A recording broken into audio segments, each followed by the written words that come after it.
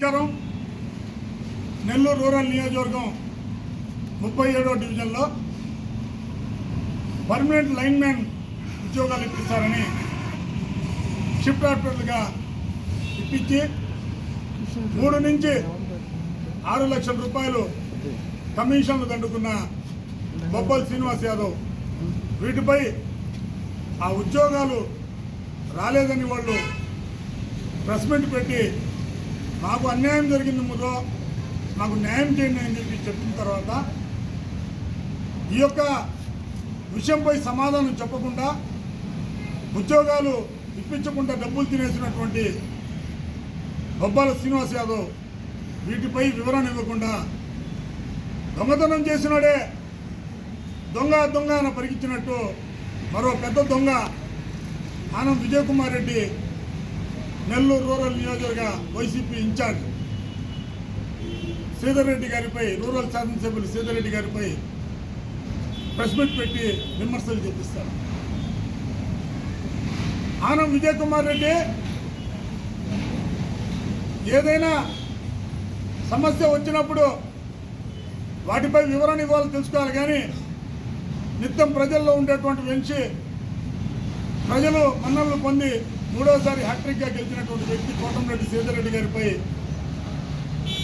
సంబంధం లేనటువంటి విషయంపై విమర్శలు చేయడం మంచిది కాదు.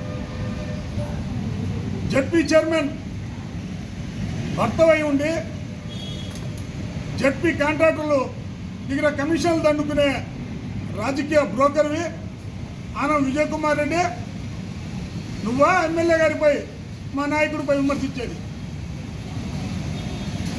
అదేమనంటే ఇల్లులు కట్టుకున్నారు, స్థలాలు కొనుక్కున్నారు అంటున్నాడు.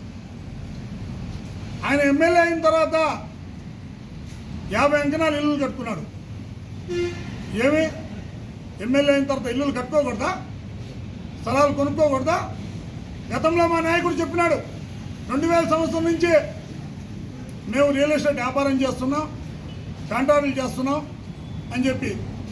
నీలాగా మీ అన్న ఎమ్మెల్యే అయిన తర్వాత నీకు ఇచ్చినటువంటి ఒక మండలం, రూరల్ మండలం ఇస్తే నీ ధనదాహానికి ముడిముళ్ళలో మంటలు జరిగినాయి, మట్టెంపల్లిలో మంటలు జరిగినాయి. ఈరోజు కూడా నువ్వు చేసినటువంటి రాజకీయ కక్ష సాధింపులు, ఈ రాజకీయ హత్యలకే కథలుగా చెప్పుకుంటారు. ఈరోజు నువ్వా మా నాయకుడి గురించి విమర్శించేది? చింతారెడ్డిపాలెంలో అనేక సంవత్సరాల నుంచి ఉండవు, పంచాయతీలో పోటీ చేయాల, కార్పొరేషన్లో పోటీ చేయాల, 450 అంకణాల ఇల్లు ఎలా కట్టుకున్నావా? రాజకీయ బ్రోకర్ ఆనంద్ విజయ్ కుమార్ రెడ్డి, నువ్వా విమర్శించేది మా నాయకుడి మీద? అంటే వైఎస్ఆర్సీపీ నాయకులైతే దౌర్జన్యాలు చేయొచ్చా? స్థలాలు కబ్జా చేయొచ్చా? కాంట్రాక్టర్లను బెదిరించొచ్చా? ఉద్యోగాలు ఇప్పిస్తానని చెప్పి మోసాలు చేయొచ్చా? అది అడిగితే రాజకీయ రంగు పూసి స్థానికంగా ఉండే ఎమ్మెల్యే గారిపై అవాకులు చవాకులు పెంచు.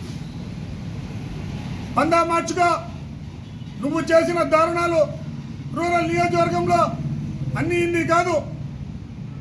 రూరల్ ఎమ్మెల్యేగా శ్రీధర్ రెడ్డి గారు వచ్చిన తర్వాత ఒక్క రాజకీయ కక్ష సాధింపైన మండలంలో ఎక్కడైనా రాజకీయంగా కానీ ఎటువంటి పరంగా కానీ ఏదైనా సమస్యలు ఉన్నాయా అంటే గతం నీ ముందే జరిగినాయి. కానీ ఎమ్మెల్యే గారు వచ్చిన తర్వాత ఒక్క విషయం కూడా లేదు. ఈ యొక్క విషయాలు ప్రతి ఒక్కరు గుర్తు చేసుకోవాలా. మరొకడు ఉన్నాడు, 37వ డివిజన్ కార్పొరేటర్ బొబ్బాల శ్రీనివాస్ యాదవ్. నువ్వు ఒక లోఫర్వి, ఒక లుచ్చావి, ఒక లఫంగావి. నువ్వా శ్రీధర్ రెడ్డి గారి గురించి మాట్లాడేది? నువ్వేం పెద్ద దేశక నేత అనుకుంటున్నావా? నీ మీద శ్రీధర్ రెడ్డి గారు, గిరిధర్ రెడ్డి గారు